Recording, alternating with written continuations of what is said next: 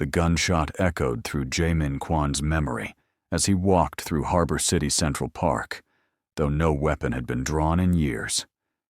Power didn't require bullets anymore, just a glance, a word, the weight of a name that made grown men lower their eyes. He adjusted his Patek Philippe watch, feeling Unzeo's manicured hand rest lightly on his arm, a touch as cold and calculated as their upcoming engagement. "Your father expects the announcement next week," Unseo said, her voice carrying the smooth indifference of someone discussing stock portfolios rather than marriage. "The Park family has already prepared the media statements." Jae-min nodded without really hearing her.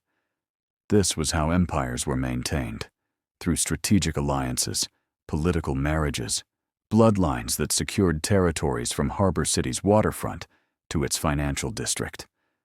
Love was a luxury men like him couldn't afford. His father had taught him that lesson before he could read, reinforcing it with every competitor eliminated, every threat neutralized, every weakness exploited. The afternoon sun filtered through the cherry blossom trees, imported from Seoul, casting shadows that moved like the ghosts of decisions made long ago. Security walked at a discreet distance, Min Jae-han and 3 others, always watching, always ready. Children played near the fountain, their laughter a sound so foreign to Jae-min's world, it might as well have been a different language. Then he saw her. Time didn't slow. It stopped. Shattered. Restructured itself around a single impossible moment.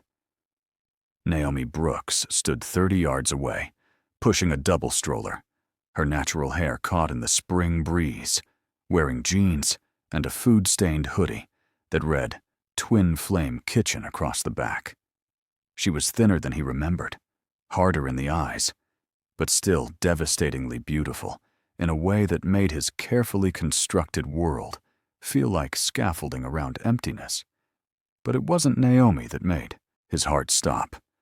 It was the 2 toddlers in the stroller, 1 boy, 1 girl, with skin like warm caramel and eyes that mirrored his own dark brown gaze with surgical precision. The boy had his jawline, sharp even in baby fat. The girl had his nose, the distinctive Kwan family nose that appeared in 4 generations of family portraits hanging in his father's study. "Jae-min?" Yunseo's voice came from somewhere far away. "You've stopped walking." He couldn't speak, couldn't breathe. The boy, maybe 3 years old, turned his head, and Jae-min saw himself at that age in photographs, the same serious expression, the same way of observing the world with suspicion rather than wonder. If you're already hooked by this twist, hit that subscribe button and turn on notifications, because this story is about to get even more intense. Drop a comment and tell us, would you walk away or confront your past? And don't forget to like this video. Naomi hadn't seen him yet. She was crouched, down, wiping something off the girl's face with a gentleness that made Jae-min's chest constrict. He watched her laugh at something one of the twins said, a sound he hadn't heard in 4 years, not since the night he'd destroyed everything between them, with words designed to cut deep enough to sever permanently. "I need to go," Jae-min said, his voice barely controlled. "What?" "We're supposed to meet. Min Jae will take you home. Something's come up." Yunseo's eyes narrowed, following his gaze across the park. She was too intelligent not to notice, too calculating not to file this information away for future leverage. "I see." But she didn't see. Nobody could see the earthquake happening inside Jae-min's chest, the foundations of his carefully ordered life cracking beneath the weight of a truth he'd never known existed. Naomi stood, stretching her back, and that's when their eyes met across the cherry blossoms and spring grass. Her expression transformed, shock, then fury, then something that looked like fear before she schooled her features into cold indifference. She grabbed the stroller handles and turned in the opposite direction, walking fast enough to signal flight without causing the twins to fuss. "Find out everything," Jae-min said quietly to Min-jae, who had materialized at his elbow. "Her address, her finances, her daily routine. I want to know what time she wakes up and what she eats for breakfast. I want to know who those children belong to." But he already knew. His blood recognized itself across the distance. "How quickly?" Min-jae asked, his face expressionless. "Within 3 hours." Min-jae disappeared like smoke, leaving Jae-min standing alone in the park while Yoon Seo's driver led her away. The cherry blossoms continued falling, indifferent to the detonation that had just occurred inside a man who hadn't felt anything real in years. He'd walked away from Naomi 4 years ago because his father had discovered the relationship and issued an ultimatum. End it, or watch her family's small business destroyed, her father's construction company bankrupted, her mother's nursing career ended with fabricated malpractice suits. Jae-min had been 28, arrogant enough to believe he was protecting her by being cruel, by making her hate him enough to move on. He'd told her she was a phase, an exotic distraction, that men in his position didn't build futures with women who came from nothing, who had nothing to offer except themselves. He'd watched her face shatter and told himself it was mercy. She'd left Harbor City that night.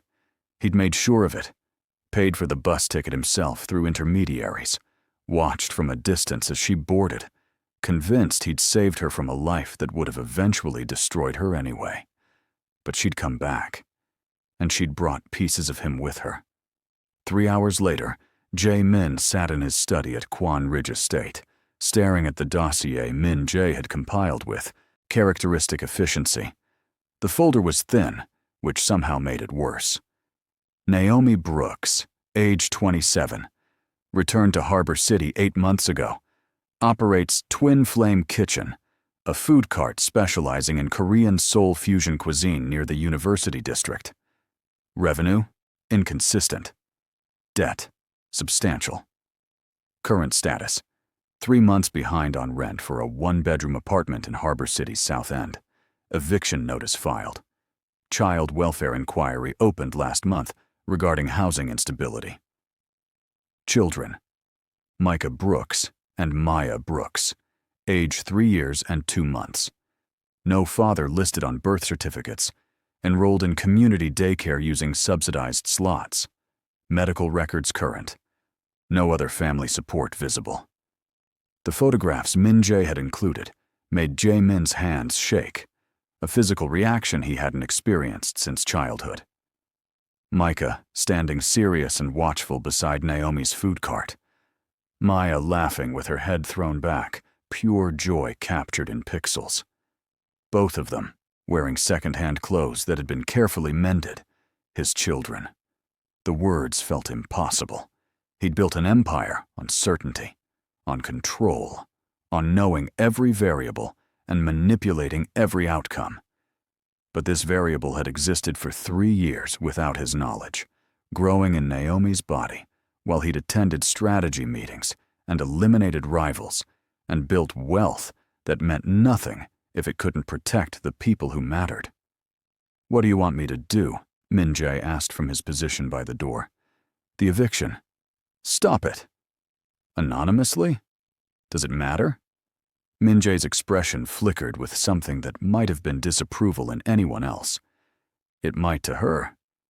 Jae-min stood, walking to the window that overlooked grounds maintained by a team of 12 gardeners.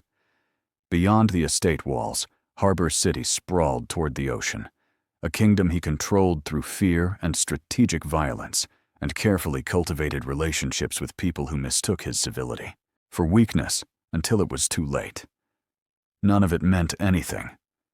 "I need to see her," he said. "Arrange it."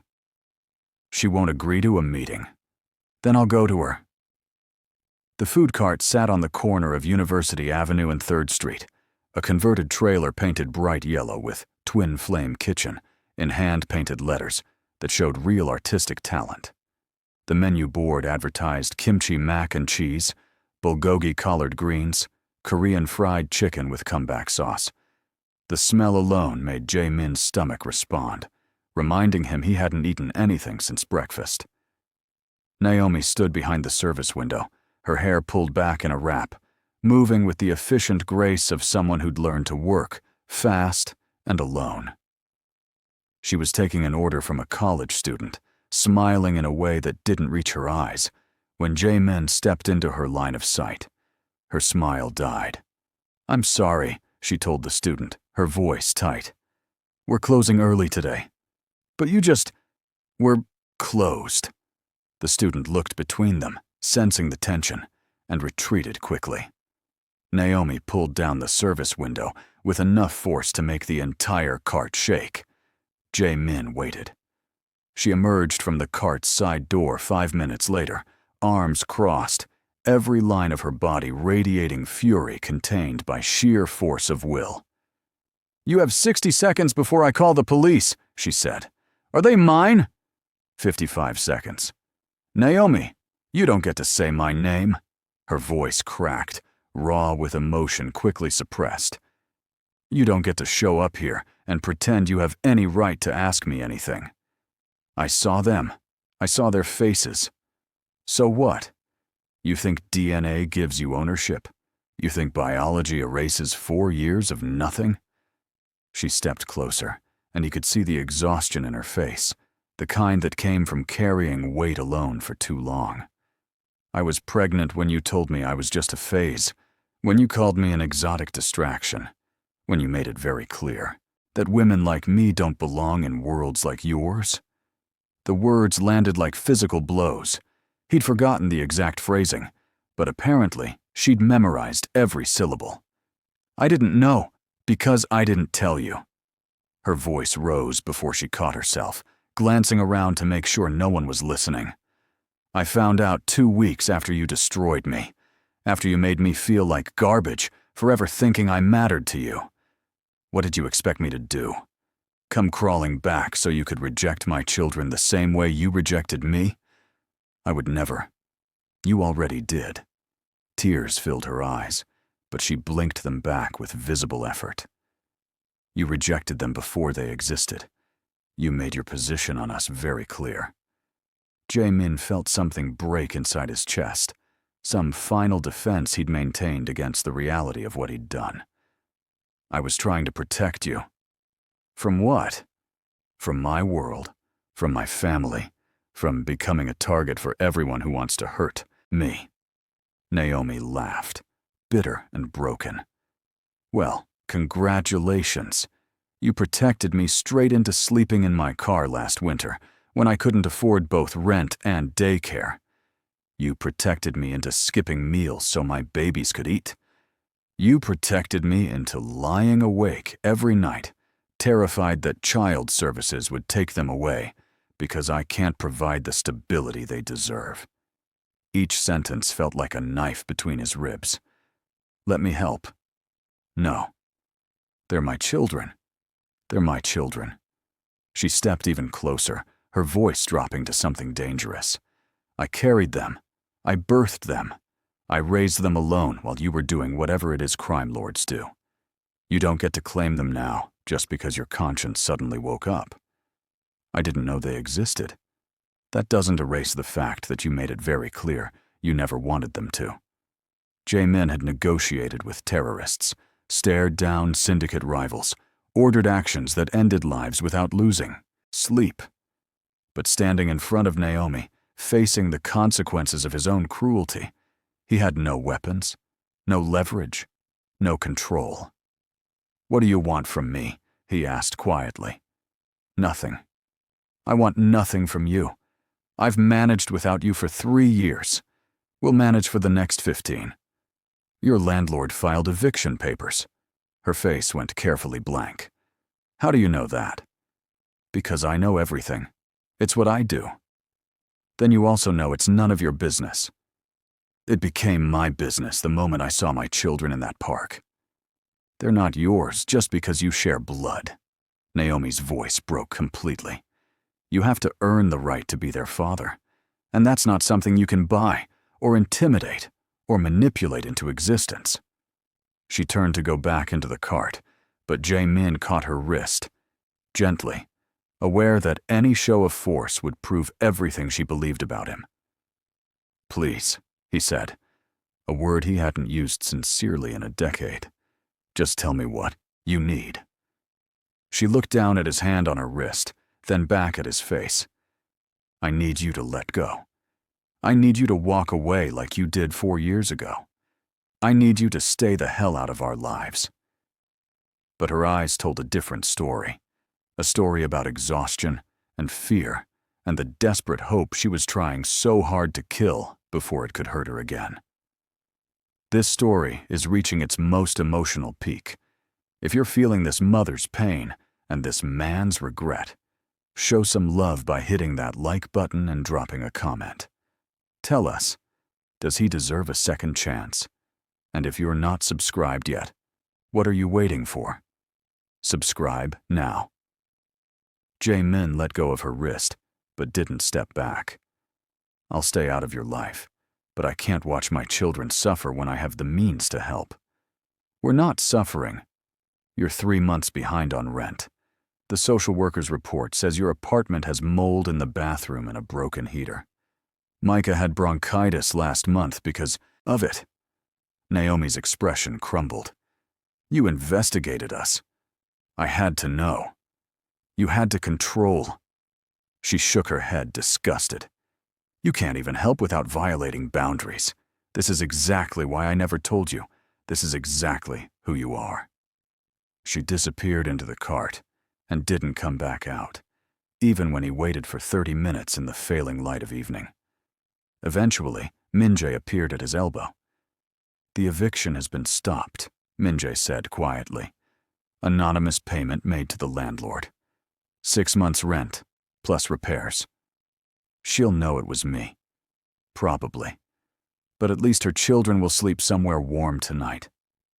That night, Jae-min stood in the nursery that had been prepared for the heirs he was supposed to have with Yoon-seo, pristine and untouched and utterly soulless.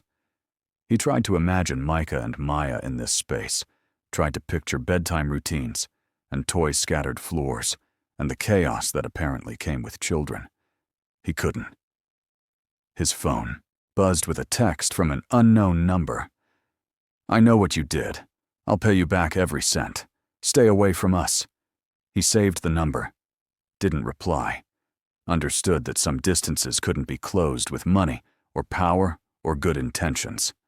Some wounds took time to heal, if they healed at all. But he also understood something else. He had children in this world, children who were struggling, children who carried his blood and his features, and possibly his capacity for survival against terrible odds. Walking away wasn't an option anymore, even if Naomi hated him for it. The social worker arrived at Naomi's apartment building just as she was unloading groceries from her car. Actual groceries, not just rice and beans, because somehow the eviction notice had vanished, and 6 months of rent had mysteriously been paid, and she knew exactly who was responsible, even though she wanted to scream at the violation of it all. "Ms. Brooks?" The woman was in her 50s, dressed in business, casual, carrying a tablet and wearing an expression of professional concern. "I'm Eleanor Wright from Child and Family Services. Do you have a few minutes?" Naomi's heart dropped into her stomach. "Is this about the heating situation? Because it's been fixed. May we speak inside?" The apartment was clean. Naomi made sure of that, even when exhaustion made her bones ache. But it was still small, still shabby, still the kind of place that screamed poverty to people who held the power to take her children away. Ms. Wright sat on the second-hand couch while Naomi stood, too anxious to sit. Through the bedroom door, she could hear Micah and Maya playing quietly, their voices a constant reminder of everything she had to lose. "I'm here for a follow-up assessment," Ms. Wright said, consulting her tablet. "We opened an inquiry last month regarding housing instability, but I see that situation has improved significantly. Yes, I got a better client base for my food cart. Miss Brooks, I'm going to be direct with you because I think you deserve honesty. Ms. Wright looked up from the tablet. Someone reported your situation to us. Someone who seemed very concerned about your children's welfare, but refused to identify themselves. Naomi's hands clenched into fists. Let me guess. This person suggested my housing was inadequate? Among other things. But when I followed up, I found that many of those concerns had been addressed. Anonymously. The landlord received payment he won't discuss. The heating system was replaced by a contractor who claims he was prepaid. Your food cart permit was renewed through a legal firm you say you didn't hire. I didn't. Ms. Brooks, someone is intervening in your life without your consent. That's concerning from our perspective, because it suggests either you're not being truthful about your resources, or someone has an inappropriate level of involvement in your family. The walls felt like they were closing in. I don't want his help. Whose help? Naomi closed her eyes. The twins' father. He found out about them recently. I never told him because... Her voice broke. Because he made it very clear 4 years ago that I wasn't good enough for his world. But now he's seen them, and he can't just throw money at the problem and call it parenting. And I don't know how to make him stop without making things worse. Ms. Wright was quiet for a long moment. Is he dangerous? Not to them. Not to me. Not physically. But he's powerful in ways that make me feel helpless. He can make things happen, or stop things from happening, and I have no control over any of it. And if I reject his help, my children suffer. But if I accept it, I'm teaching them that money and power matter more than consent and boundaries. That's a difficult position, Ms. Wright acknowledged. But I need to know more about this father. What kind of power are we talking about? Naomi hesitated. If she told the truth, CPS would investigate Jae-min. If they investigated, they'd discover his connections, his business, the violence that existed at the edges of his empire. And if they discovered that, they'd rule that the twins were in danger just by proximity to him. But if she lied, and they found out later, they'd question everything else she'd told them. He's wealthy, she said carefully. Connected. He comes from a family that has significant influence in Harbor City's business community. Business community, Ms. Wright repeated, in a tone that suggested she heard everything Naomi wasn't saying. Ms. Brooks, I'm going to assign a caseworker to check in with you monthly, not because I think you're a bad mother. The opposite, actually. But because this situation is complicated, and I want to make sure your children remain safe, regardless of what their father's involvement looks like. They are safe. I would never... I believe you. But safety isn't just about what you do. It's about what environment these children are growing up in. Ms. Wright stood. Get his help if you need it. But be very careful about the strings that might be attached. After she left, Naomi sat on the couch and cried quietly enough that the twins wouldn't hear. She'd spent 3 years building a life for her children on her own terms, refusing to need anyone, refusing to depend on anyone, refusing to let anyone have power over her again. And Jae-min had destroyed that independence in a single week. The text came 3 days later. Meet me. Please. We need to talk about their future. Naomi stared at her phone, wanting to throw it across the room, but she couldn't afford to replace it.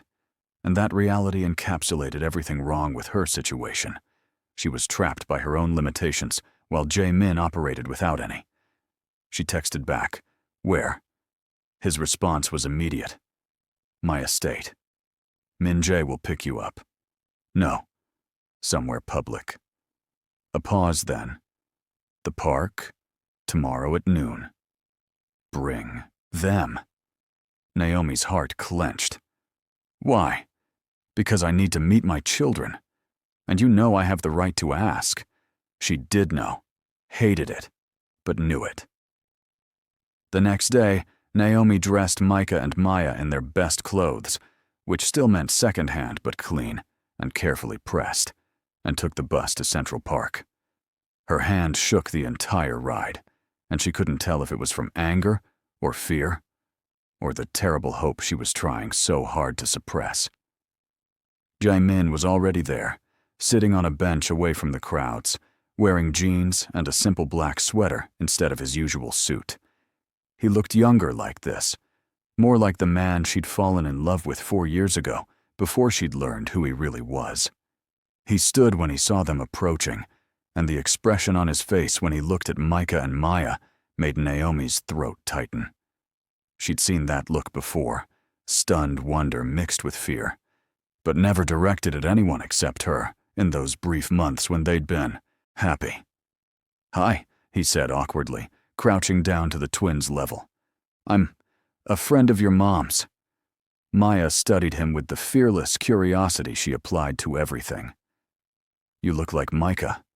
Jae-min's breath caught. "Yeah? You think so?" "Same eyes," Maya announced, "and same grumpy face." Despite everything, Naomi almost smiled. Maya wasn't wrong. Both Micah and Jae-min had the same resting expression that made them look like they were judging the entire world and finding it wanting. Micah, always more cautious, stayed partially hidden behind Naomi's leg. "Are you rich?" "Micah!" Naomi gasped, but Jae-min answered honestly. "Yes. Mama says rich people are usually mean." "Micah!" Naomi wanted to die of embarrassment, but Jae-min looked oddly pleased. "Your mama is very smart," he said. "She's right to be careful about people with money, but I'm trying to be better than that." "Why?" Micah asked, with the blunt logic of a 3-year-old. Jae-min looked up at Naomi, his eyes holding a vulnerability she'd never seen before. "Because someone I care about very much taught me that being rich doesn't make you good. Being good makes you good." The conversation was too heavy for toddlers, but Maya had already lost interest, tugging on Naomi's hand. "Mama, can we play?" "Go ahead. Stay where I can see you." The twins ran toward the playground, and suddenly Naomi was alone with Jae-min, the silence between them full of everything they weren't saying. "They're beautiful," Jae-min said quietly. "They're mine. Ours. You don't get to claim them just because you share genetics." "I know. But Naomi..." He ran a hand through his hair, frustrated. "I can't walk away. I've tried. I've spent 3 days trying to convince myself that you're right, that the best thing I can do is stay out of your lives. But I can't. I see them in my sleep.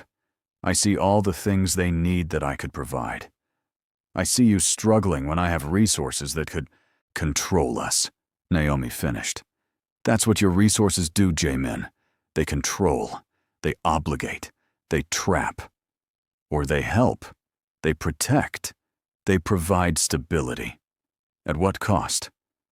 He was quiet for a long moment, watching Micah push Maya on the swing. "What if I offered you something with no strings? What if I gave you complete autonomy, but also gave you a safety net?" "There's no such thing as no strings. Not in your world." "Then let me try to be different. Let me try to prove that I can separate who I am professionally from who I want to be as a father." Naomi wanted to say no, wanted to protect herself and her children from the inevitable pain of hoping he'd changed. But she also saw how Micah kept glancing over at them, curious about this stranger who looked like him. She saw how they needed new shoes, needed dental care, needed 1,000 things she couldn't quite afford on her own. "The social worker came to see me," she said. Jaemin's expression tightened. And she knows someone is helping us. She's concerned about why, about who, about whether my children are safe around whoever has that kind of power." "Are you saying I'm putting them in danger just by existing in their lives?" "I'm saying your world is dangerous, Jae-min. You know it is. And the closer we get to you, the more exposed we become to that danger." He stood, pacing, and she could see him thinking through options, calculating angles, trying to find a solution that satisfied everyone. This was who he was, a strategist, a problem solver, a man who bent reality to his will through sheer force of planning and execution. "What if you lived on my estate?" he said finally. "Absolutely not." "Not in the main house. There's a guest house on the property, completely separate, private entrance, your own space. But it's inside the security perimeter, safe, monitored. No one could touch you or the twins there." "And that wouldn't look suspicious to social services? Me and the twins suddenly living in a crime lord's compound?" Jiaomin flinched at the description but didn't deny it. "Better than them living in an apartment that CPS has flagged as unstable. Better than you working 16-hour days and still falling behind on rent. Better than Micah getting sick from mold exposure. Better because you say so? Better because you've decided what's best for us. Better because it's true." His voice rose, frustration breaking through. "Naomi, I'm trying to help. I'm trying to give you options. But you won't let me do anything without making it about control or manipulation, or all the ways I failed you 4 years ago. Because you did fail me. You destroyed me, Jae-min. You made me feel worthless and then disappeared. Now you want me to just trust you because you feel guilty? Not guilty, responsible. There's a difference. Is there? Because from where I'm standing, they look pretty similar." Maya ran back over, breathless and happy. "Mama, the tall man says we can use his swings." Naomi looked past her daughter to see Min Jae standing at a discreet distance, having apparently just informed Maya about available entertainment options. Even now, Jae-min's people were smoothing paths, creating opportunities, managing situations. It was exhausting. "Maya, go play for 5 more minutes, then we're leaving." After Maya ran back to the playground, Naomi turned to Jae-min with her decision made. "If I agree to the guest house, and that's a huge if, it's temporary, just until I save enough to get my own place that meets CPS standards. How long will that take? Honestly? 6 months? Maybe a year? Then take the year. Take 2 if you need them. No rent, no obligation. You can leave whenever you want. And what do you get out of this?" Jae-min's expression softened. "Time with my children. Chance to prove I'm not the man who hurt you 4 years ago. Opportunity to be something I never thought I could be. And if it doesn't work, if they get attached, and then you decide fatherhood is too complicated for your lifestyle, that won't happen? You don't know that." "Yes," he said quietly. "I do. Because seeing them changed something in me. Knowing they exist, and knowing they need protection. That changed everything. I can't explain it better than that." Naomi wanted to say no, wanted to protect her heart and her children from the inevitable disappointment. But she was so tired of struggling alone, so tired of choosing between her children's needs and her own pride. "1-month trial," she said finally. "We stay in the guest house for 1 month. If at any point I feel like you're trying to control us, or if the twins show any signs of distress, we leave. No arguments, no using your resources to stop me. Agreed. And you meet with them on my schedule. No just showing up whenever you want. No using your access to the property to violate boundaries. Agreed. And," she faltered, "and you tell me the truth about what you do, about the danger, about what exactly we're walking into by getting close to you." Jae-min's jaw tightened. "That might make you leave immediately. Then let me make that choice with full information, instead of discovering it later when it's too late." He was quiet for a long moment, then nodded. "Okay, I'll tell you everything. But not here. Not where they can hear." Naomi looked at her children playing together, safe and happy, and unaware that their entire world was about to shift in ways she couldn't predict or control. She'd spent 3 years building walls to protect them from disappointment.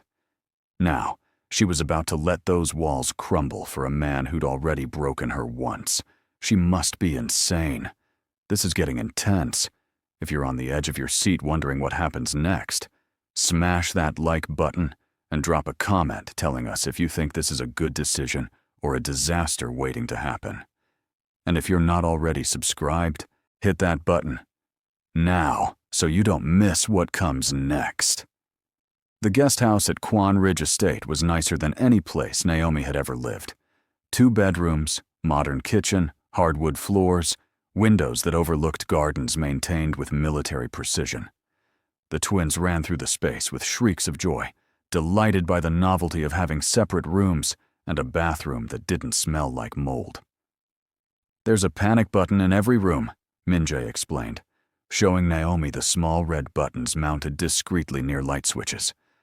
"Press it, and security responds within 30 seconds. The windows are bulletproof. The doors are reinforced. No one enters this property without clearance." "Bulletproof," Naomi repeated numbly. "A precaution." Against what exactly? Minjae's expression remained professionally neutral. Against anyone who might want to use Mr. Kwan's family as leverage. The word family made her stomach drop. "We're not his family. Respectfully, Ms. Brooks, anyone who threatens you or your children threatens him, which makes you family in the only way that matters in our world." After Minjae left, Naomi sat on the couch while the twins explored their new bedrooms and tried to process the reality of her situation. She was living in a guest house on a crime lord's estate. Her children's father ran a criminal syndicate. Security guards with guns were patrolling outside her windows right now, protecting them from threats she couldn't even imagine. Her phone rang. Jae-min. "Are you settled?" he asked. "As much as we can be. I'd like to come over tomorrow morning, spend some time with them, if that's okay with you." Naomi closed her eyes. "What time? 9? After breakfast? Fine. But Jae-min, yeah? You promised me the truth about what you do, about the danger. I know. I'll tell you. But let me have one morning with them first. Let me have one morning where they don't know I'm someone to be afraid of." The sadness in his voice made her chest ache. "They're not afraid of you. Not yet. But they will be once you know everything." He hung up before she could respond, leaving her alone with 1,000 questions and the terrible certainty that she'd just crossed a line she could never uncross. Jae-min arrived at exactly 9 a.m., carrying a bag full of toys he'd clearly spent a fortune on, and had absolutely no idea how to present to 3-year-olds. He stood awkwardly in her living room, while Micah and Maya stared at him with matching suspicious expressions. "I brought you some things," he said, setting the bag down. "I wasn't sure what you'd like, so I got options." Maya immediately started rifling through the bag, pulling out stuffed animals and art supplies and a play kitchen that must have cost more than Naomi's monthly food budget. Micah watched from a safer distance, still uncertain. "What do you say?" Naomi prompted. "Thank you," Maya chirped, already distracted by a plush elephant. Micah remained quiet, studying Jae-min with serious eyes. "Are you going to stay?"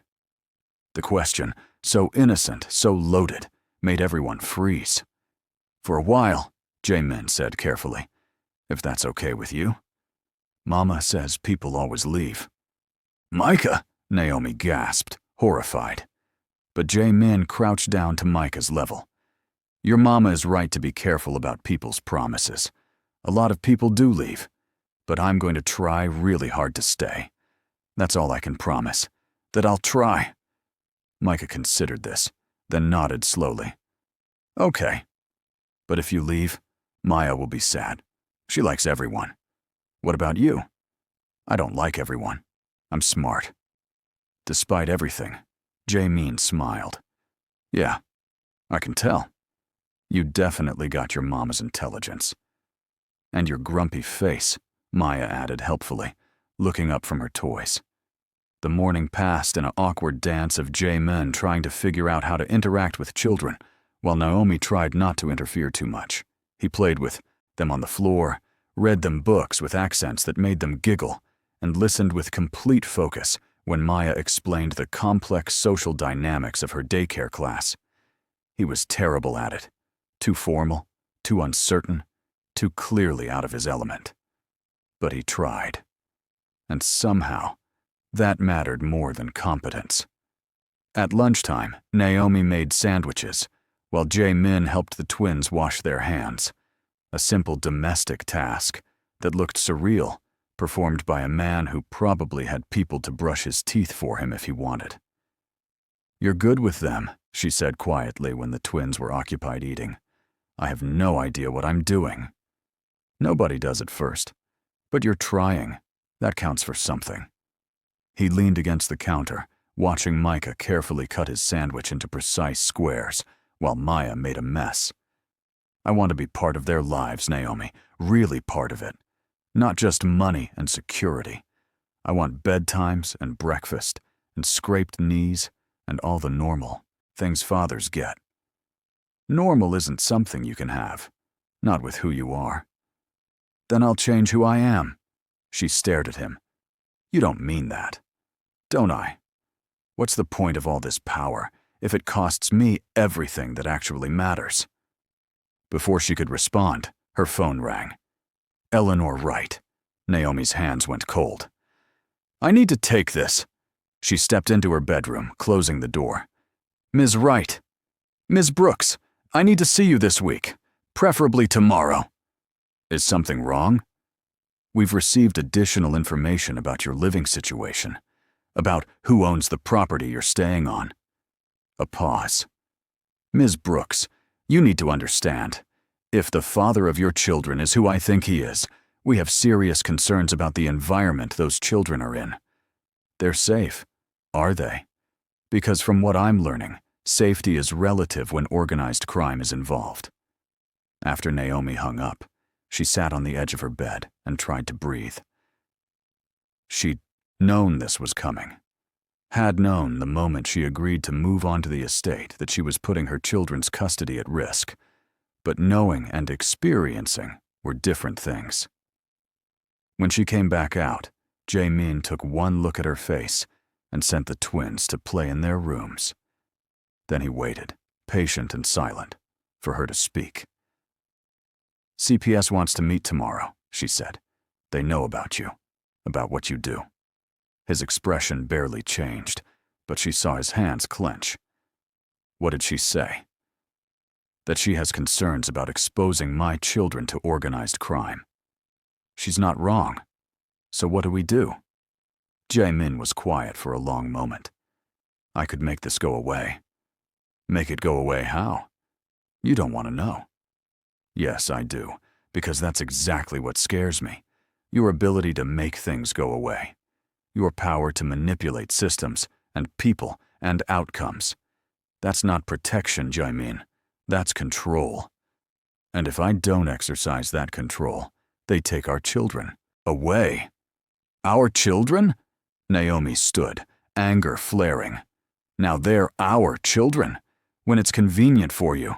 When your empire is threatened?" "That's not what I meant." "Then what did you mean?" "Because I've spent 3 years being their only parent.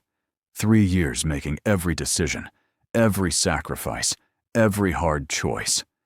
You don't get to claim equal ownership after 3 days of playing with toys." "You're right." Jae-min stood too, his voice carefully controlled. "You're absolutely right. But they are mine, Naomi. Biologically, legally, morally, they're mine. And I won't apologize for wanting to protect them. Even if protecting them means using the same tactics that make you dangerous in the first place. If it keeps them with you? Yes." The honesty of it hit her like cold water. This was who he was. A man who would burn the world to protect what belonged to him. It had terrified her 4 years ago. It still did. But now she had to consider whether that terror was worse than the alternative of losing her children. "Don't make the problem disappear," she said finally. "We meet with Ms. Wright, we tell her the truth, and we let her make her assessment honestly. And if she decides they're not safe here, then we leave, like I always said we would." Jae-min looked like he wanted to argue, but after a moment he just nodded. "Okay, we do it your way. But Naomi..." "What?" "I meant what I said, about changing, about being different. I know you don't believe me yet, but I'll prove it." She wanted to believe him, desperately, foolishly wanted to believe that people could change, that love could redeem, that the ending could be different this time. But she'd believed him once before, and he'd destroyed her. The meeting with Ms. Wright took place at the estate, Naomi's choice, because she wanted the social worker to see where the twins were actually living, rather than relying on imagination fueled by crime movies. Jae-min arranged for minimal, security presence, trying to make the space feel less like a compound and more like a home. It still looked like a compound. Ms. Wright walked through the guest house with professional thoroughness, testing locks, checking windows, examining the twins' rooms with an expression that gave nothing away. Micah and Maya were at daycare, which meant Naomi and Jae-min sat together on the couch like defendants awaiting a verdict. "The accommodations are excellent," Ms. Wright said finally, sitting across from them. "Significantly better than your previous housing, Ms. Brooks. Safety features are extensive. The children clearly have their own space and age-appropriate resources." "But?" Naomi asked, because she heard the "but" coming. "But I need to understand the nature of this arrangement." Ms. Wright looked at Jae-min. "Mr. Kwon, I'm going to be direct. Your family's reputation precedes you. I'm aware of your business interests. I'm aware of the violence associated with those interests. And I need to know what kind of environment these children are actually living in." Jae-min didn't flinch. "What would you like to know? Are you currently engaged in criminal activity?" "Yes." Naomi's breath caught. She hadn't expected him to just admit it. "What kind of activity?" Ms. Wright asked. "The kind I inherited from my father. Import-export businesses that sometimes involve goods that bypass legal channels. Financial investments that generate income through morally questionable means. Relationships with people who solve problems through violence when necessary." "Have you ever personally committed acts of violence?" "Yes." "Recently?" "Not in the last 3 years. I've transitioned into more of an administrative role. Others handle enforcement." Ms. Wright made notes on her tablet. "And you believe this environment is safe for children?" "I believe my children are safer here than anywhere else in Harbor City. No one would dare approach this property. With hostile intent, security protocols are military grade. Emergency response is instantaneous. Safe from external threats, perhaps. But what about internal ones? What about the example you're setting? The values you're teaching?" That made Jae-min pause. "I don't know how to answer that. Let me ask you this. Do you want your children to follow in your footsteps?" "Absolutely not." "Then why should I allow them to stay in an environment that normalizes the very lifestyle you hope they avoid?" The question hung in the air. Naomi watched Jae-min struggle with it, watched him search for an answer that would satisfy both his protective instincts and his awareness that Ms. Wright had a point. "Because," he said finally, "I'm trying to build them something better. I'm trying to use resources gained through questionable means to give them opportunities to be legitimate, clean, different. I can't erase where the money comes from, but I can choose what it builds." That's a convenient rationalization. Maybe. But it's also true. Jae-min leaned forward. "Mrs. Wright, I've spent my entire life in this world. I've done things I can't take back, made choices I can't undo. But those children didn't ask to be born into this. They deserve better. and whether that better comes from me leaving their lives entirely, or from me using my resources to protect them while keeping my distance. I'll do whatever you decide is right." Ms. Wright studied him for a long moment. "You'd voluntarily remove yourself from their lives if I deemed it necessary. If it meant they stayed with Naomi? Yes." Naomi felt tears sting her eyes. She hadn't expected that, hadn't expected him to offer sacrifice instead of demanding rights. "Ms. Brooks," Ms. Wright turned to her, "what do you believe is in your children's best interest?" Naomi took a shaky breath. "I believe Jae-min is dangerous. I believe his world is violent and corrupting and everything I've tried to protect my children from. But I also believe he loves them, or is learning to. I believe he'll protect them with his last breath. And I believe that growing up without a father, when their father genuinely wants to be present, would hurt them more than the complications of his presence. Even if that presence comes with risks. Every choice comes with risks. At least this way, they'll know their father tried." Ms. Wright was silent for a long time, making notes, reviewing information on her tablet. Finally, she looked up. "I'm going to allow this arrangement to continue," she said, "but with conditions. Mr. Kwon, you will maintain complete separation between your business activities and your children. They don't visit your offices. They don't meet your associates. They don't attend any events connected to your organization. Is that clear?" "Completely." "Second, Ms. Brooks retains sole legal custody. You don't get rights simply by providing housing. If she chooses to establish paternity and custody arrangements, that's between you and the courts. But from my perspective, she is their primary parent, and you are a concerned party with resources. Understood? Third, I'll be conducting monthly visits for the next 6 months, unannounced. If I see any indication that these children are being exposed to criminal activity, influenced toward violence, or traumatized by their environment, I will remove them immediately. Are we clear?" "Yes," Naomi and Jae-min said together. "Good. Then we're done here." Ms. Wright stood.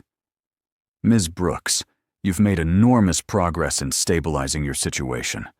I hope you'll continue prioritizing your children's well-being above all other considerations, including romantic ones." After she left, Naomi and Jae-min sat in silence. The terms were clear. The boundaries were set. But neither of them acknowledged what Ms. Wright had implied with her final comment, that whatever was developing between them was secondary to their children's needs. "Thank you," Jae-min said quietly, "for not throwing me under the bus. I didn't do it for you. I did it for them. I know. But thank you anyway." Naomi wanted to ask him if he'd meant it, if he'd really walk away if that's what was best. Wanted to know if his offer of sacrifice was genuine or just another manipulation. But she was too tired to dissect his motives, too emotionally wrung out to analyze his words for hidden meanings. So instead, she just said, "The twins will be back from daycare in an hour. If you want to stay for dinner, you can." It wasn't forgiveness, wasn't trust, but it was something, a small opening in the wall she'd built around her heart. And from the look on Jae-min's face, he recognized it for the gift it was. The next 3 months passed in a strange new rhythm. Jae-min came to the guest house 3 or 4 times a week, always calling first, always respecting Naomi's boundaries. He learned bedtime routines and favorite foods, and the specific tone of voice that meant Maya was about to have a meltdown. He was still awkward, still too formal sometimes, but the twins stopped seeing him as a stranger and started seeing him as a fixture in their lives. "Jae-min's here," became a regular announcement, delivered with the casual acceptance children gave to any adult who showed up consistently. Naomi tried not to notice how her heart lifted when she heard his car pull up. Tried not to notice how natural he looked, reading stories in the twins' room, voice dropping into character for different animals. Tried not to notice the way he looked at her sometimes, like she was still the answer to a question he'd never stopped asking. But she noticed. God help her, she noticed everything. His family, however, noticed too. "This cannot continue," Jae-min's father said. During the dinner, Jo-min had been commanded to attend at the main house. The old man sat at the head of the table, still powerful despite his age, still carrying the authority that had built an empire on blood and strategic brutality. "You've been seen with the woman. People are asking questions. Let them ask. Your engagement at Yoon Seo is still officially intact. The Park family expects an announcement. You're making them look foolish. Then I'll break it formally." His father's hand slammed on the table hard enough to rattle crystal. "You'll do no such thing. That alliance secures our position with 3 of the major families. Without it, we're vulnerable. I'm not marrying someone I don't love to secure territory." "Love." His father spat the word. "You sound like a child, like someone who hasn't learned that our choices aren't ours to make." "I'm not you," Jae-min said quietly, "and I won't build my life the same way you built yours." "Because of her? Because of this black woman and her bastards?" The air went cold. Jo-min stood slowly, every line of his body radiating controlled fury. "Don't ever refer to my children that way again." "Your children? You've claimed them? They're mine, biologically, and soon, legally." His father laughed, bitter and disbelieving. "You'll destroy everything we've built for babies you've known 3 months? For a woman who couldn't even be bothered to tell you they existed? She didn't tell me because I made it clear I didn't want them. That's on me, not her. So now you'll throw away a strategic marriage, alienate our allies, and make yourself vulnerable. All for what? For sentiment? For some fantasy of domesticity?" "For family," Jae-min corrected. "For the only thing that actually matters." His father stood too, and for a moment they faced each other across the table. 2 generations of the same ruthless blood, finally diverging. "If you do this, you're on your own. No protection, no resources, no family support. Then I'm on my own. They'll come for you. The families you've insulted, the people who see weakness in your attachment. They'll use that woman and those children against you, and you won't have the organization behind you to stop them." Jae-min had already considered this, had spent weeks calculating the risks, measuring the threats, understanding the danger he was creating by choosing love over power. "Then I'll protect them my own way." "You're a fool." "Maybe. But I'm a fool who'll sleep at night." He walked out of his father's house and didn't look back. The next morning, Jae-min sat Naomi down in the guest house and told her everything. The formal break with Yoon Seo, the confrontation with his father, the implications of his choice. "You'll be a target now," he said. "You and the twins. Anyone who wants to hurt me will see you as the way to do it." Naomi felt the blood drain from her face. "You told me they'd be safe here." "They are safe. But safe isn't the same as risk-free. I need you to understand what being connected to me actually means. Then maybe we shouldn't be connected to you." The words came out harsh, but she saw him absorb them without flinching. "That's your choice. I'll understand if you want to leave. I'll even help you relocate somewhere safe, somewhere far from Harbor City and my family, and all of this. And then what? You just forget about us? No. But I'd stay away. Let you build a life without this shadow over it." Naomi wanted to take that offer, wanted to grab her children and run somewhere their father's name didn't carry weight or danger. But she saw Micah's drawings on the refrigerator, stick figures labeled Mama, Maya, and Jae-min. She saw Maya's favorite bedtime routine now involved Jae-min doing silly voices for different characters. She saw 3 months of tentative bonding that had actually started to feel like family. "I'm tired of running," she said finally. "I ran 4 years ago when you pushed me away. I ran from Harbor City, and from the pain, and from everything we'd been. I'm not running again. Even if it's dangerous? You said yourself, this property is the safest place in Harbor City. Bulletproof windows, panic buttons, guards. Maybe we're safer here than anywhere else, precisely because being connected to you means being under your protection. That's a hell of a rationalization. Welcome to my life for the past 3 months. Nothing but rationalizations and complicated choices." Jae-min reached across the table and took her hand. The first time he'd touched her, beyond accidental contact in months.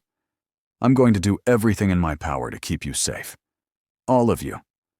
"I know," Naomi said, and she realized she actually believed him. Later that night, after the twins were asleep, Jae-min sat in Naomi's living room, nursing a drink neither of them had touched. The silence between them felt different now, less hostile, more weighted with possibility. "Can I ask you something?" Naomi said. "Anything."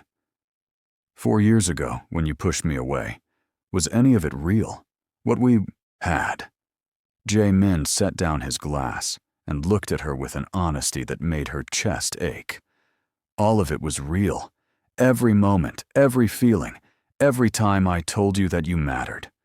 That was the most real thing in my life." "Then why?" "Because I loved you enough to let you go. Because I knew my father would destroy your family if I didn't end it. Because I thought pushing you away was protecting you." He laughed bitterly. "I was so arrogant. Thought I was being noble. Didn't realize I was just being cruel." "You were both," Naomi said. "Noble and cruel. Protective and destructive. That's the problem with men like you. You can't separate the two." "I'm trying to learn." "Are you? Or are you just better at hiding it now?" The question sat between them, unanswerable. Because the truth was complicated. Jae-min was trying to change, but change didn't happen overnight. He was still the man who'd built an empire on violence. Still the man whose first instinct was control. Still the man who'd shattered her once. But he was also the man who played Tea Party with Maya every Thursday. The man who'd spent an hour last week patiently teaching Micah to tie his shoes. The man who'd chosen possible exile from his family over losing his children. People weren't simple. Love wasn't simple. And forgiveness, if that's what this was the least simple thing of all. "I don't know if I can ever fully trust you again," Naomi admitted. "I don't know if I can ever stop waiting for the moment you decide we're too complicated and walk away. Then I'll spend every day proving you wrong. That's not how trust works. You can't force it. You can't earn it through sheer determination." "Then what do I do?" Naomi looked at him, really looked at him, and saw the vulnerability he kept trying to hide beneath layers of control and competence. Saw the fear that he'd never be enough, never be different enough, never escape the violence that had shaped him. "You keep showing up," she said finally. "You keep being patient with the twins even when they're difficult. You keep respecting my boundaries even when you want to push. You keep choosing us even when it costs you. And maybe, eventually, I'll stop expecting you to leave. And if I do all that, if I prove I'm serious," she smiled sadly, "then maybe we figure out what comes next." It wasn't a promise, wasn't even really hope, but it was possibility. Fragile and uncertain and terrifying. And for now, that was enough. The crisis came 2 months later, sudden and inevitable as a storm breaking. Naomi was loading the twins into her car for daycare drop-off when Min-jae appeared at her elbow, moving with unusual urgency. "Ms. Brooks, I need you to come with me. Now. I have to take the kids to— Someone else will handle it. This is urgent." Something in his tone made her blood run cold. She looked at the twins, then back at Minjai. Is Jae-min okay? For now. But there's a situation developing. 10 minutes later, Naomi sat in Jae-min's study in the main house, the first time she'd been inside since moving to the guest house. He stood by the window, tension radiating from every line of his body. 3 families have formed a coalition, he said without preamble. They see my withdrawal from operations as weakness. They're planning a move against my father's territory, and by extension, against me. What does that mean? It means they'll try to draw me back into the conflict. And the easiest way to do that is by targeting you and the twins. Naomi felt the room spin. You said we were safe here. You are. But safe here means you can't leave. Not until this is resolved. For how long? I don't know. Could be days. Could be weeks. She thought of her food cart sitting abandoned on University Avenue. Thought of the business she'd built from nothing, the customers who depended on her, the independence she'd fought so hard to maintain. I have a business, Jae-min. I can't just... Your business doesn't matter if you're dead. The words hit like a slap. Jae-min immediately looked horrified at his own outburst, but the damage was done. Naomi stood, shaking. That business is how I survive, how I support my children. It's not just some hobby you can dismiss. I'm not dismissing it. I'm trying to keep you alive. By trapping us here? By taking away the one thing I've built that's actually mine? It's temporary. Everything with you is temporary until it's not. Temporary protection, temporary housing, temporary trust. At what point does temporary become permanent control? Jae-min ran his hands through his hair, frustrated. What do you want me to do? Ignore the threat? Let you leave and hope nothing happens? I want you to trust me to make my own choices about my own safety. Even if those choices get you killed. The argument spiraled, both of them saying things they didn't mean. Fear manifesting as anger, because anger was easier than admitting they were terrified. It was Minjai who finally interrupted, his voice cutting through their rage with cool efficiency. Mr. Kwon, we have incoming. Everyone froze. What kind of incoming? Jae-min asked. Police, child and family services, multiple vehicles. Naomi felt her legs give out. She sat down hard, understanding immediately. Someone had tipped off CPS about the threat level. Someone wanted the twins removed from the estate as leverage against Jae-min. This is it, she whispered. They're going to take them. Jae-min crouched in front of her, taking her hands. No, I won't let that happen. You can't stop CPS. Watch me. Jae-min. Minjae's voice carried a warning. But Jae-min was already moving, already making calls, already deploying the considerable power he'd been holding in reserve.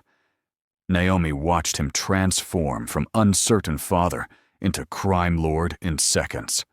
Voice cold, commands precise, every word carrying the weight of someone accustomed to being obeyed. This was who he really was. Not the man who read bedtime stories. Not the man learning to be gentle.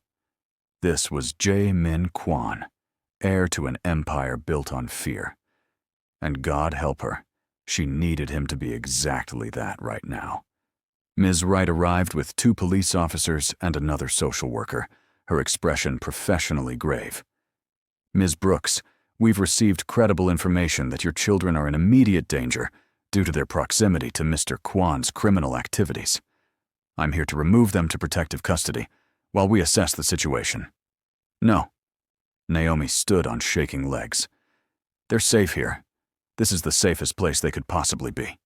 Multiple crime families are reportedly planning action against this location, which is why removing them would make them more vulnerable, not less, Jae-min interrupted. This estate has military-grade security, trained personnel, protocols designed specifically to protect against external threats. Removing them puts them in a police vehicle with 2 officers. driving through a city where I have enemies who would see them as the perfect leverage. That's not your decision to make, Mr. Kwan. Actually, as their biological father, it is. Ms. Wright's expression hardened. You have no legal parental rights. Ms. Brooks has sole custody. Then I'm petitioning for emergency custody, based on imminent threat to their well-being if they're removed from secure location. On what grounds? Jae-min pulled out his phone and showed her something. Documents, photographs, evidence Naomi couldn't see. On the grounds that 3 separate attempts have been made to identify their location in the past 48 hours. On the grounds that one of the families involved has a history of targeting children. On the grounds that every protective measure I have in place becomes useless the moment they leave this property. We're at the most intense moment of this entire story. If your heart is racing right now, smash that like button. Drop a comment telling us what you would do in Naomi's position. And make sure you're subscribed because the conclusion to this story is about to blow your mind. Ms. Wright studied the documents, her expression shifting from professional certainty to genuine concern. These threats are credible? I have 3 independent confirmations. She looked at Naomi. Did you know about this?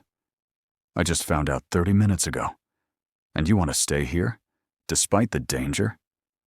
Naomi looked at her children's playroom visible through the doorway, at the home she'd built for them within these walls, at the man who'd proven over and over that he'd protect them with everything he had.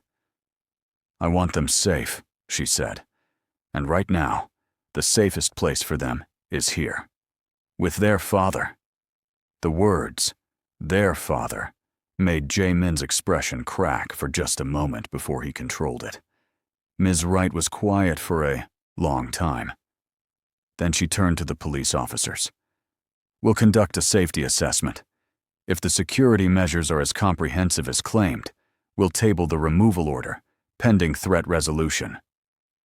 It took 3 hours for CPS and police to verify the estate's defenses. They checked panic rooms, reviewed security protocols, interviewed guards, tested response times. By the end, even the skeptical police sergeant looked grudgingly impressed. This place is a fortress, he admitted. Probably safer than our own facilities. Ms. Wright, however, looked at Naomi with something like pity. You realize what you're committing to?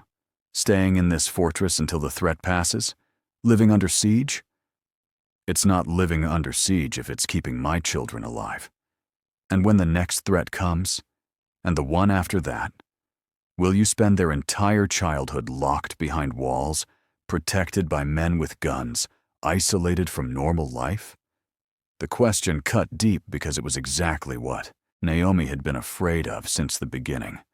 That choosing Jae-min meant choosing his world, and his world was violence and danger and choices between bad and worse. After CPS left, Naomi found Jae-min in his study, staring at files spread across his desk. Plans, strategies, ways to end the threat permanently. There's always going to be another one, isn't there? She said. Another family, another threat, another reason to stay behind walls. He didn't insult her with denial. Probably. Then what are we doing? What kind of life is this for them? Jae-min stood, coming around the desk. It's temporary. Stop saying it's temporary. This is your life. This is who you are.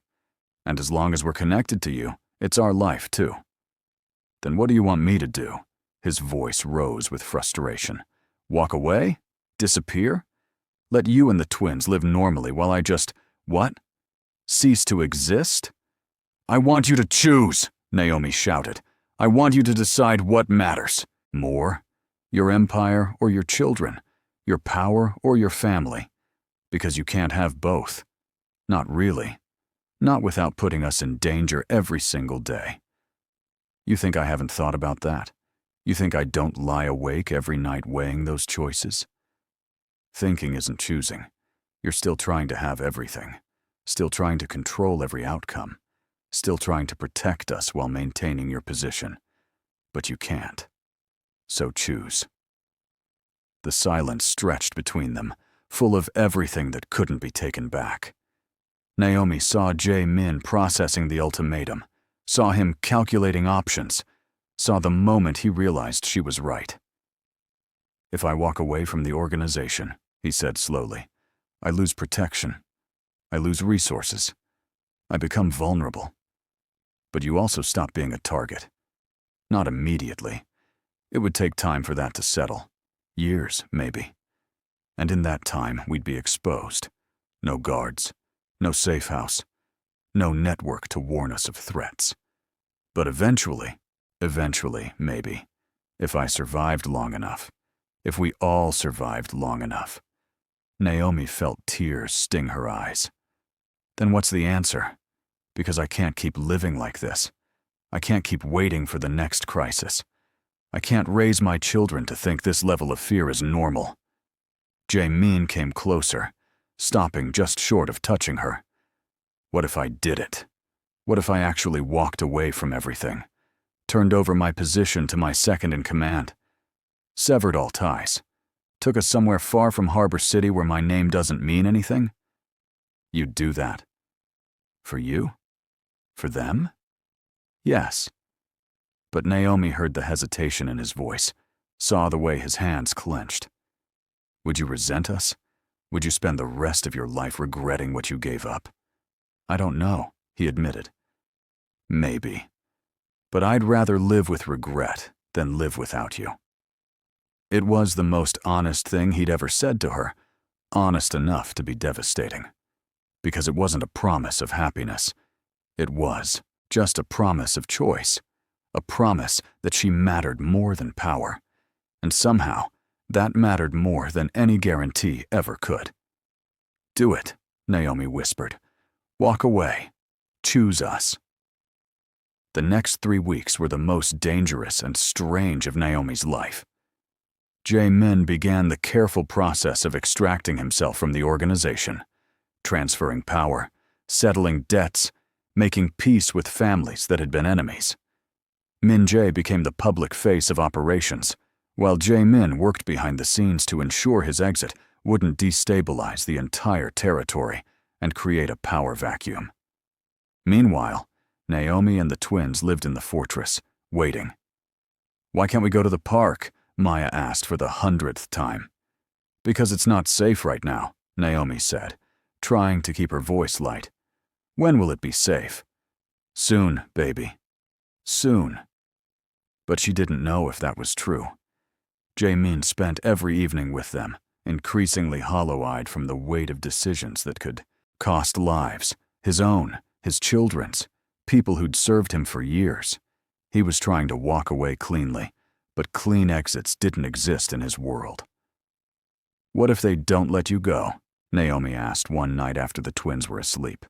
"They don't have a choice. I'm making sure the transition is profitable for everyone, making sure no one sees me as a threat, making sure they understand that targeting my family will cost them more than it's worth.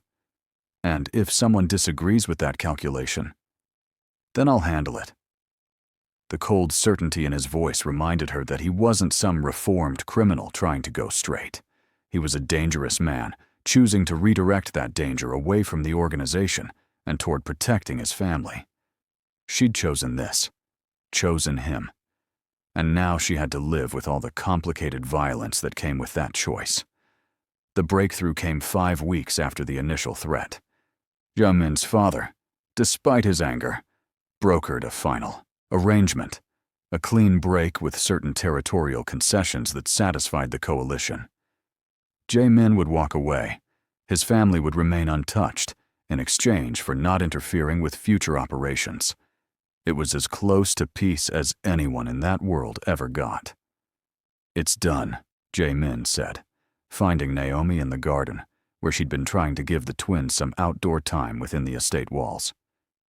"We're free." "Free?" She tested the word. "As free as we can be. I've transferred my assets into legitimate businesses, signed over my shares of operations, publicly withdrawn from family leadership. As of tomorrow, I'm just another wealthy businessman with a complicated past. Do you believe that? I have to. For them. He looked at Micah and Maya chasing butterflies. And for you. Naomi studied his face, looking for regret or resentment, or any sign he'd eventually resent her for this choice. But all she saw was exhaustion and relief, and something that looked like hope. What happens now? She asked. Now? We live. We figure out how to be a family. We screw up and try again. We just live. It sounded impossible. It sounded perfect. Ms. Wright's final visit came 2 weeks later. She reviewed the changes in Jae-min's status, confirmed the absence of ongoing threats, and interviewed the twins about their well-being. They seem happy, she admitted to Naomi afterward. Adjusted. Secure. I've seen a lot of unstable situations, and whatever you three have built here, it's working. So we're clear? You're clear. Case closed. Ms. Wright paused. For what it's worth, I think you made the right choice. Not the safe choice. Not the easy choice. But the right one. After she left, Naomi sat on the couch and cried. From relief, from exhaustion, from the accumulated weight of months spent fighting to keep her family together. Jae-min found her like that, and pulled her into his arms without asking permission. She let him, let herself, be held by the man who'd broken her and was trying so hard to put the pieces back together. I'm sorry, he whispered, for all of it, for the way I hurt you, for the danger I brought, for every complicated thing I made you endure. I know, she said, and I'm sorry too, for not telling you about them, for running instead of trusting you to do better, for all the ways I tried to punish you for past mistakes. They sat like that for a long time, two people who'd gotten everything wrong, learning how to get it right. 1 year later, Naomi stood in the kitchen of Twin Flame Kitchen, not the cart, but an actual restaurant on Harbor City's revitalized waterfront. Korean soul fusion that had gained enough reputation to warrant expansion. Jae-min had provided the capital, but she'd built everything else. Menu, staff, atmosphere, vision. It was hers in the way that mattered most. The twins ran through the dining room during off hours, their laughter echoing off exposed brick. They were 4 now, bigger and louder, and so perfectly themselves that Naomi sometimes couldn't believe they came from her body. Jae-min walked in through the back entrance, carrying the blueprints for the second location they'd been discussing. He looked different now, softer somehow, less carved from stone. He wore jeans and casual shirts more often than suits. He smiled at strangers' children in the park. He'd become the man she'd hoped existed beneath all that armor. The contractor says 6 months to completion, he reported, spreading the plans on the counter. But I told him 9 to be safe. Always the planner, Naomi teased. Someone has to be. You're the dreamer. I'm the logistics.